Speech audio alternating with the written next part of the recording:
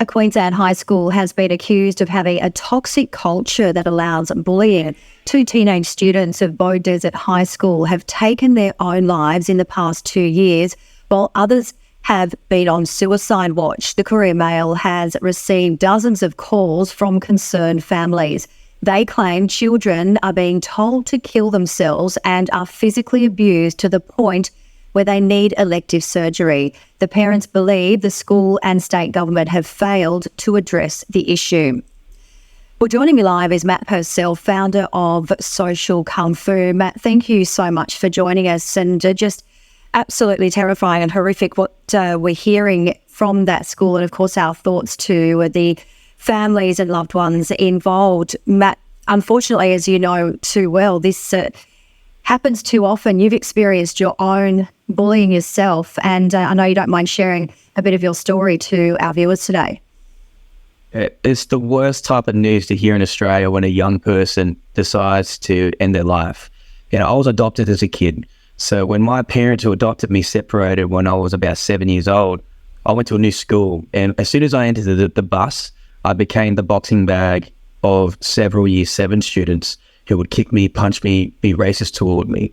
And even when I used things like karate back to defend myself, it wouldn't help me. It wouldn't help because I'll get in trouble for that.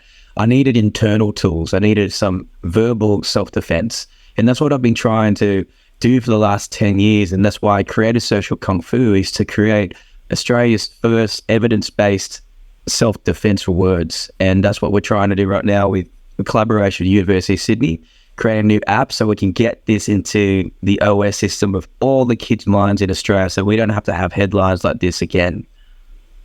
So, Matt, tell us a little bit more, because I know that you have, again, been working so hard on this, because we do hear physical abuse and we can go and do things like karate or, get strong and so forth. But you're working on words and how words can really harm. That's right. So research has shown the most common form of abuse is not kicks or punches, it's actually verbal abuse. So verbal abuse is the use of words or language to belittle, to demean, to harm. The intent is to destroy you. And it takes many forms. So it can be gaslighting, it can be insults, threats, criticism, mocking, the list goes on. So we have so many forms of self-defense like Krav Maga, boxing, UFC, but where is the words? If that's the most prominent form of abuse in our culture, we need to do something about it, and that's what we're doing right now. And I guess you can't really control other people, can you? So it's about getting stronger and confident in yourself. And you've got some examples and questions when confronted with someone who is perhaps a bully, because I guess in that situation, and here are the questions on screen, but when you are faced with the bully, you're not really sort of thinking at the moment of what to do.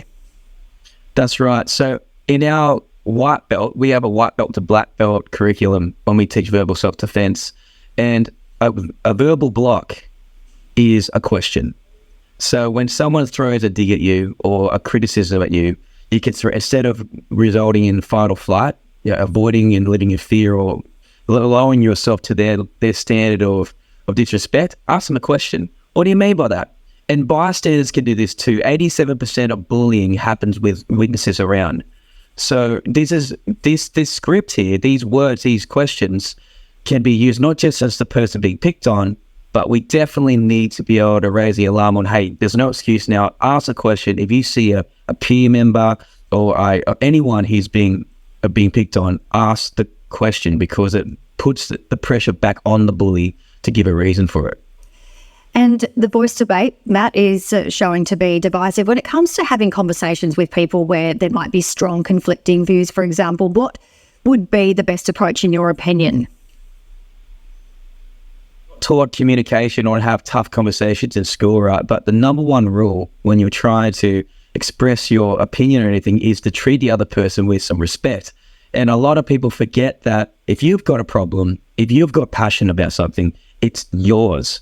So you need to use what I call an I message versus a you message. An I message acknowledges that it's my problem, it's my passion, it's my belief. So I need to use more I's in my words versus in you's, because this is what it sounds like when you're a you message person. You don't seem to have an opinion about this. You don't stand for this. That means you are this, which makes the person hearing this, there's no connection there. It's just offense. But if I say, hey, I'm passionate about this, or I don't know much about this. What do you think about this? That invites a connection to be able to have a conversation about it. So many people don't respect the other person. We use our own opinions as a club to be able to bash people into a corner rather than actually hear each other out with respect. So we forget these little rules, I guess, or thumb when it comes to expressing ourselves over the table or online as well. We need to be able to invite conversations, but use I messages, for God's sake, versus you messages. Matt Purcell, founder of Social Kung Fu, thank you so much for your time. Great advice. Thanks, guys. And if you or anyone you know is feeling distressed, you can call Lifeline on 13 11 14. To other news, Anthony Albanese has threatened to call a double dissolution election